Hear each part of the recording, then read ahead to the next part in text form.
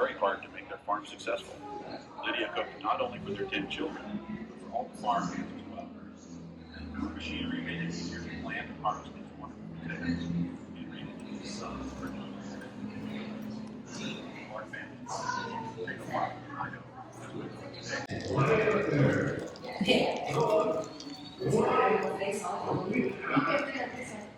You're right. This is the ingredient dip where we control the color, and we're adding dextrose on natural plants. But that's what grows in view. Is eating potato too. I imagine them under their acres out in Idaho in the Maine. Maybe wondering if they'll be bakers or conditions are like as are plain. Potato, potato, potato, potato, potato, potato, potato, potato,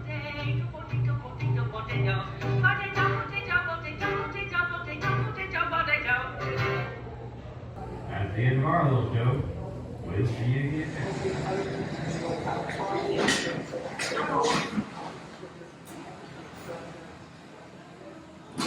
Well, that was the Potato Museum, Idaho Potato Museum at Blackfoot, Idaho.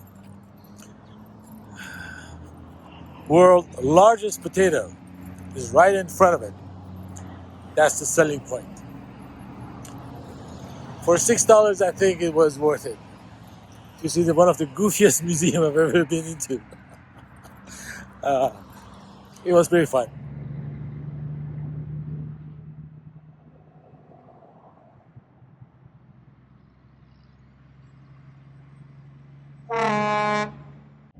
After visiting the Potato Museum, I'm here in Blackfoot, Idaho, and I'm going to spend the night at Walmart.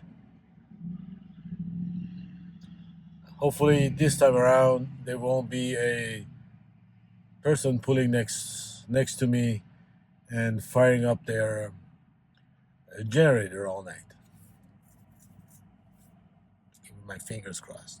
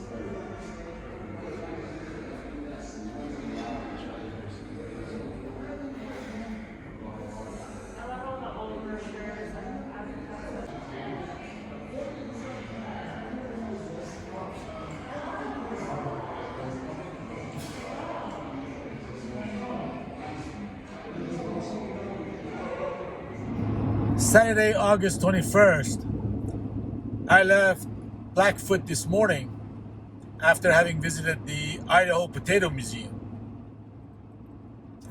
with their world's largest potato. I went to Pocatello, which is a little town south of Blackfoot, and where I camped last night. And I was going to camp at Walmart, and I hung around Walmart for several hours. And I was about to kind of, pull in a spot and start making my dinner, where I saw the sign saying, "You can't do this." This is one of those few Walmarts where you can spend the night in their parking lot. So I had to scramble and find a campground, and I found a campground, and it was pretty fine. Spend the night. So this morning I went and visited the Museum of Clean, another Idaho finest. And I am now on my way to Craters of the Moon National Park. Hopefully I find camp spot over there. But it's Saturday. It is at the end of season, so I might be able to find something, but we'll see. But I'm on my way to the Craters of the Moon National Monument. It's supposed to be pretty interesting.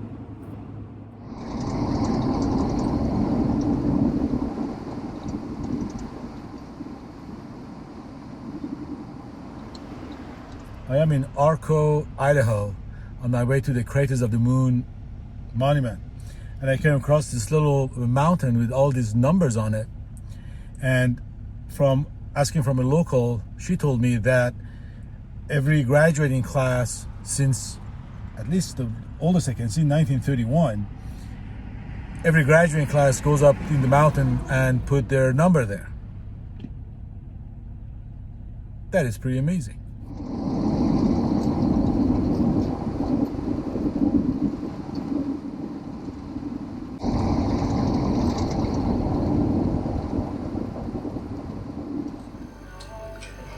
That's what we make vaccines from. I looked all over the world for one that no one even knew existed. And we might have found it. No way. Wait, where? I can't say.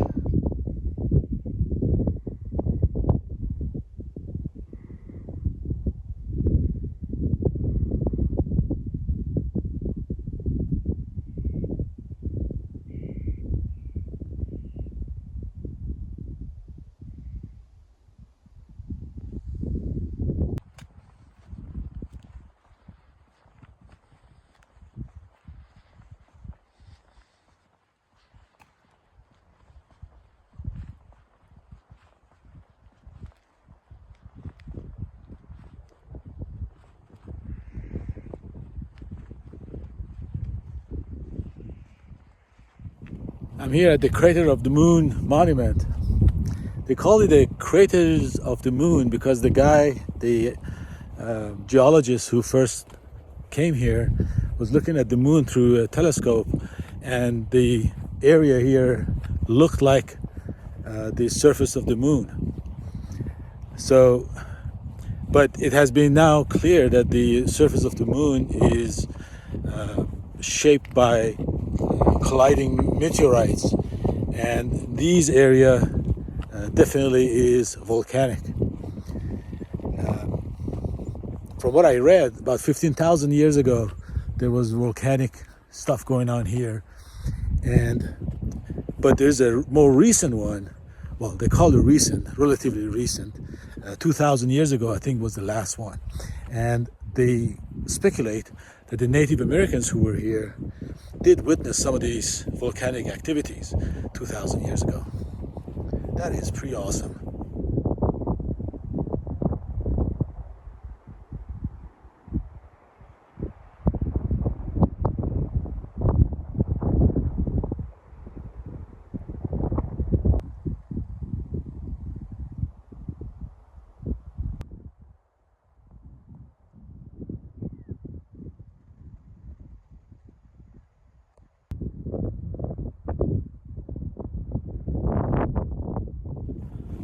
So it turns out all these dead trees here aren't a natural phenomenon.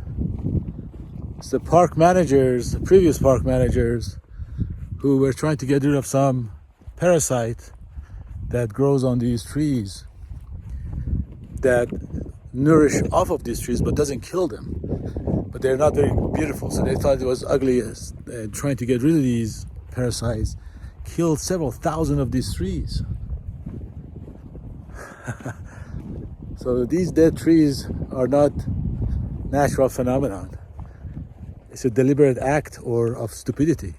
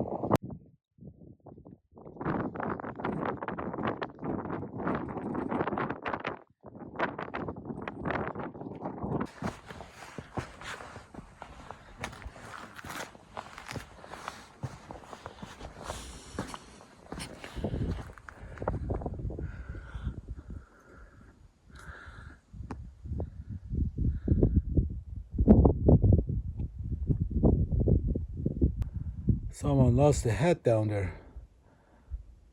No going and getting it for sure.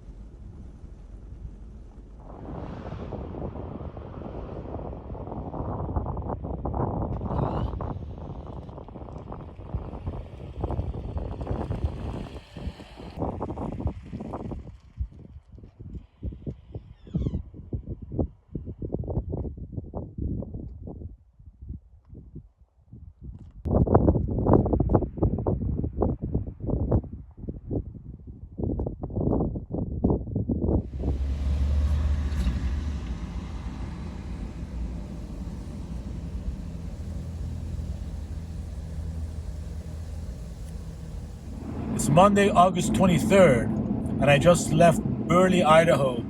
I went to Burley because that was the closest Jeep Chrysler dealership from my location, coming out of the Crater of the Moon National Park. I had to get the oil change. My alignment was off a little bit, and so I got the oil change, I got the alignment, and I got the cabin filter change. I also made a good friend. One of the salespeople is an overlander. He gave me a tip on a track to follow going south to Nevada. And I'm now going south to Nevada because I'm going to meet up with a friend of mine in a week, Stan, who also is has an Instagram called Jeepin' Treetop. And you can follow him as well. He's going to go on living full-time in his Jeep. So I'm now on my way south, and I'm going to follow the track given to me by Cody and see how that works out. And take stock of it.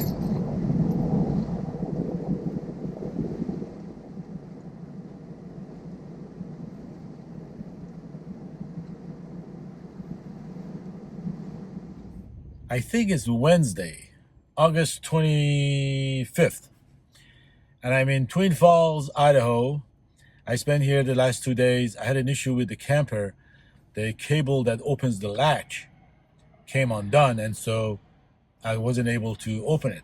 I had to call Ursa Minor, and John and Ursa Minor walked me through the procedure to open the camper from inside, which was a hell of a thing to do. It was really hard. And then I needed a piece. I went to Home Depot. I got it. It's fixed. I made a field repair like no other. In any event, I'm in Twin Falls. I'm on my way to Shoshone, Idaho, to see the ice caves. The ice caves, evidently. Oh, wow. That's one hell. This is Grand Canyon or something?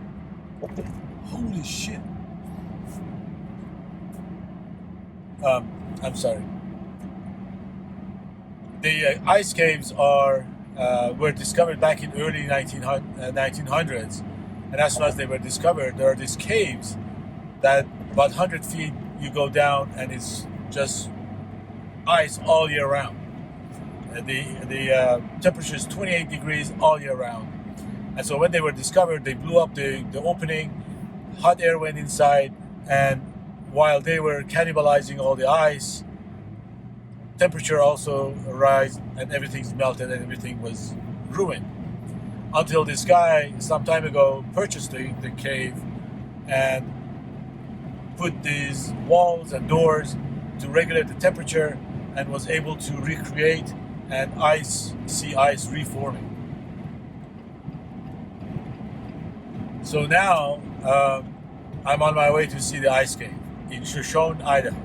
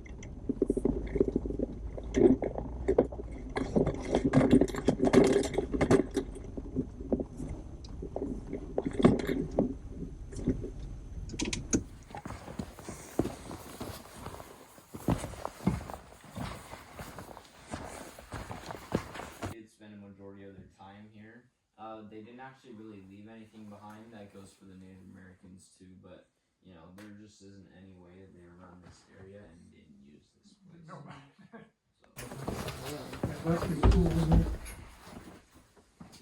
Watch your step.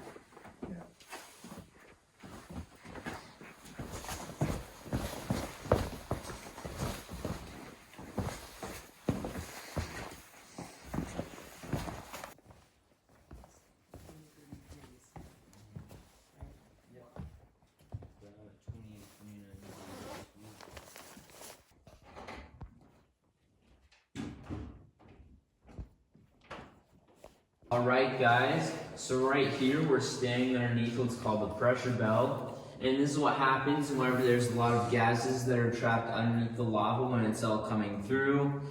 These gases will actually try to push up out of the lava.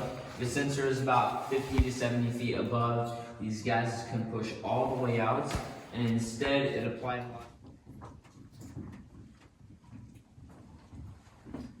Alright guys, so if you look across the cave, you can actually see this big cavity in the side of the wall.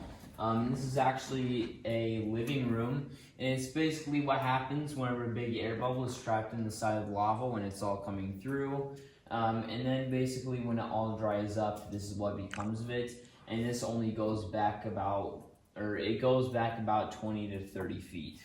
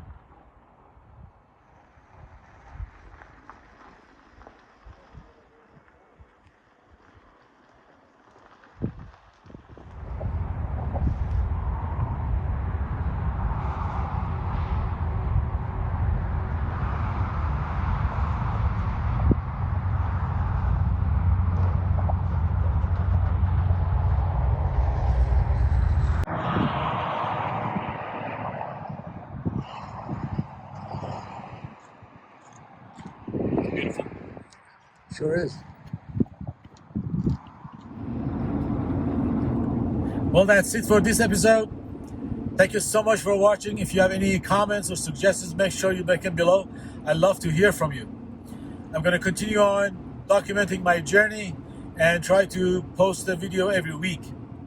Until next week, take care.